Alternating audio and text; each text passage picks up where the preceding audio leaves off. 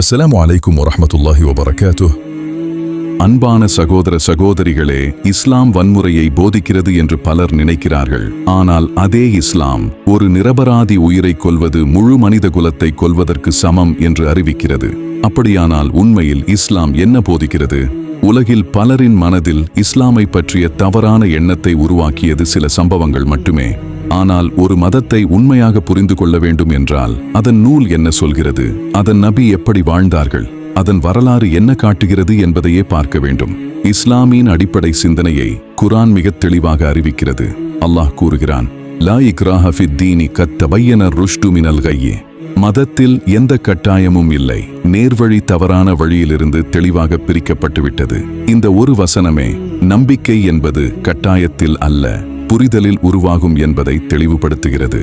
அதே உண்மையை இன்னொரு வசனத்தில் அல்லாஹ் மேலும் வலியுறுத்துகிறான். அஃப அன்த துக்ரிஹுன் நாஸ ஹத்தா யகூனு முஃமினீன்.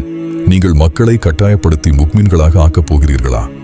இந்த வசனம் நேரடியாக நபிகள் நாயகம் ஸல்லல்லாஹு அலைஹி வஸல்லம் அவர்களுக்கே சொல்லப்படுகிறது. இறைவனின் தூதருக்கே மனிதர்களை கட்டாயப்படுத்தும் உரிமை வழங்கப்படவில்லை என்றால் இஸ்லாமின் பேரில் வன்முறையை யாராலும் நியாயப்படுத்த முடியாது. மனித உயிரின் மதிப்பு குறித்து குர்ஆன் அளிக்கும் விளக்கம் மிகவும் ஆழமானது.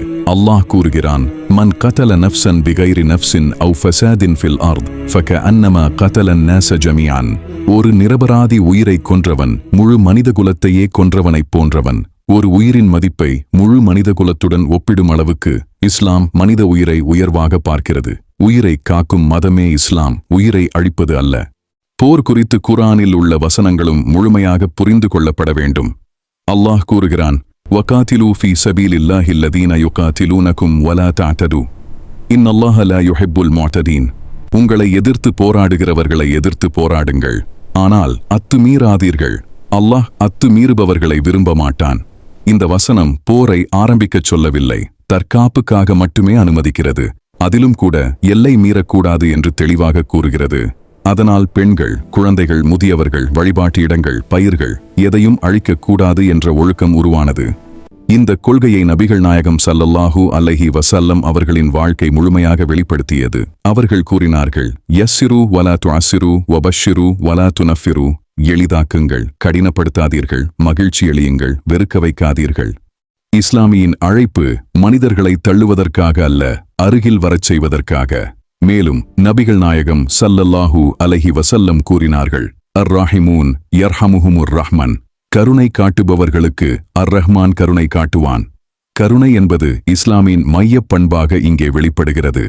மக்கா வெற்றி நாள் இஸ்லாமின் உண்மையான முகத்தை உலகுக்கு காட்டிய நாள். பல ஆண்டுகள் துன்புறுத்தியவர்களும் எதிர்த்தவர்களும் வெளியேற்றியவர்களும் அவர்களுக்கு முன் நின்றபோது பழிவாங்கும் அதிகாரம் முழுமையாக இருந்தது. ஆனால் அப்போது அவர்கள் கூறியது, இத்ஹபு ஃபஅன்துமுத் துலகாஉ.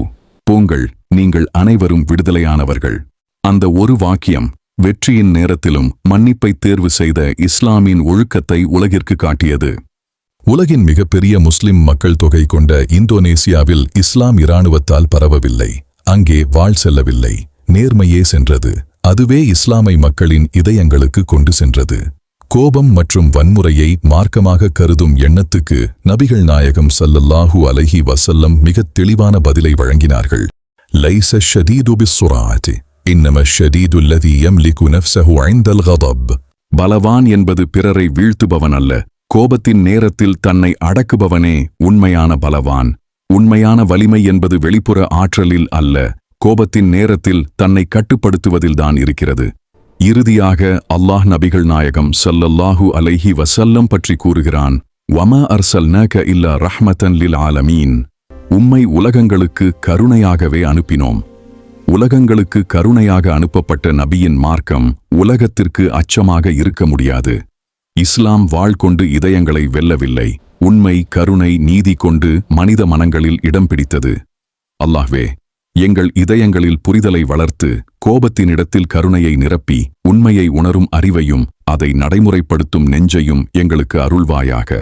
மனிதர்களை பிரிக்கும் வார்த்தைகளுக்கு பதிலாக இணைக்கும் நன்மையை எங்கள் வாழ்க்கையில் உருவாக்குவாயாக. ஆமீன். அஸ்ஸலாமு அலைக்கும் வரஹ்மத்துல்லாஹி வபரக்காத்துஹு.